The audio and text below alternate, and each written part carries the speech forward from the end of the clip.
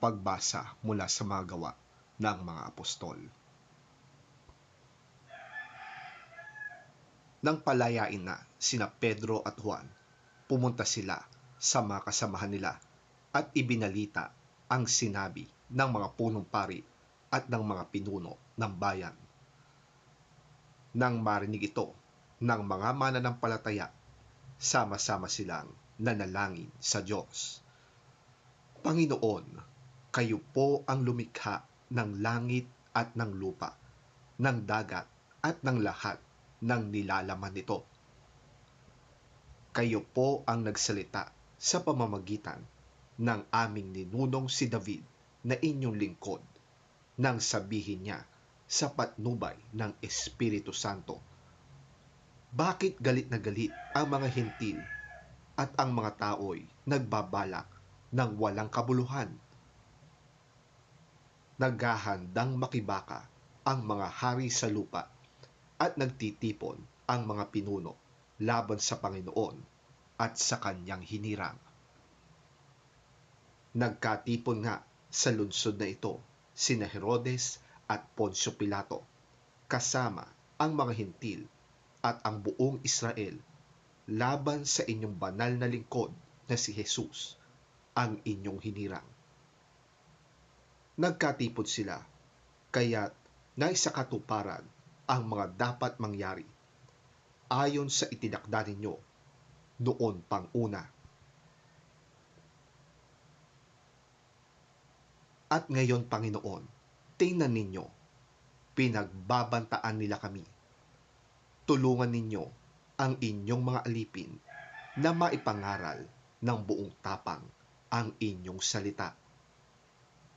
Iunat ninyo ang inyong kamay upang magpagaling at loobin ninyo na sa pangalan ng inyong banal na lingkod na si Jesus ay makagawa kami ng mga himala. Pagkatapos nilang manalangin, nayanig ang kanilang pinagtitipunan. Silang lahat ay napuspos ng Espiritu Santo at buong tapang na nangaral ng salita ng Diyos.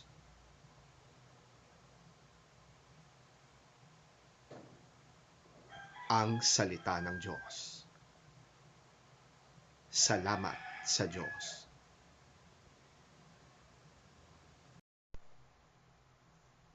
Ang mabuting balita ng Panginoon ayon kay San Juan. Papuri sa iyo, Panginoon. May isang iginagalang na pinuno ng mga Hudyo.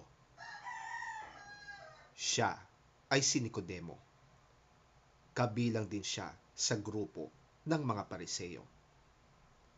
Isang gabi, pumunta siya kay Jesus at sinabi, "Guro, nalalaman po namin kayo'y isang tagapagturong mula sa Diyos, sapagkat walang makakagawa ng mga himalang ginagawa ninyo kung wala sa inyo ang Diyos."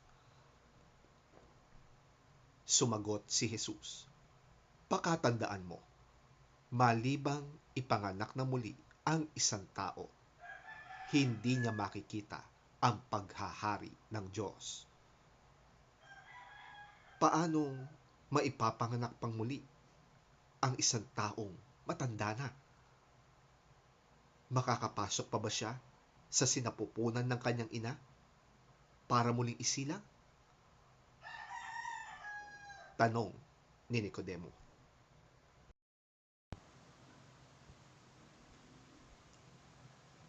Sagot naman ni Jesus, "Pakatandaan mo, malibang ang isang tao ay ipanganak sa pamamagitan ng tubig at ng Espiritu, hindi ito makakapasok sa kaharian ng Diyos.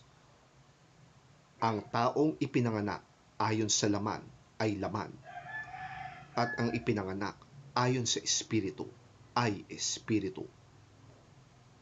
Huwag kang magtaka sa sinabi ko sa iyo. Kayong lahat ay kailangang ipanganak na muli. Umiihip ang hangin kung saan nito nais, at naririnig mo ang ugong nito. Ngunit hindi mo alam kung saan ito nanggagaling at kung saan pupunta. Ganoon din ang bawat ipinanganak ayon sa Espiritu.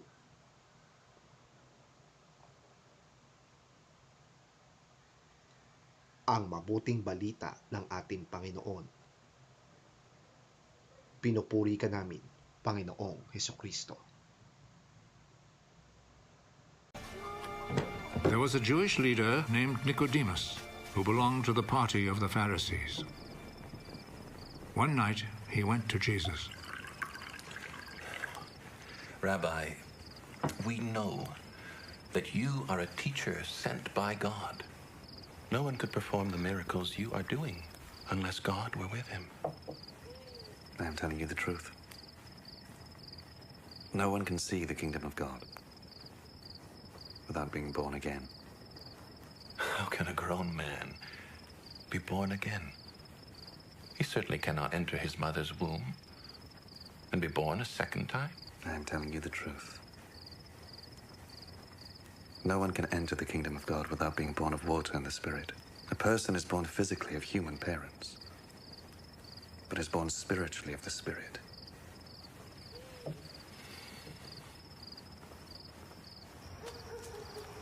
Do not be surprised because I tell you that you must all be born again. The wind blows wherever it wishes. You hear the sound it makes, but you do not know where it comes from or where it is going. It is like that with everyone who is born of the Spirit.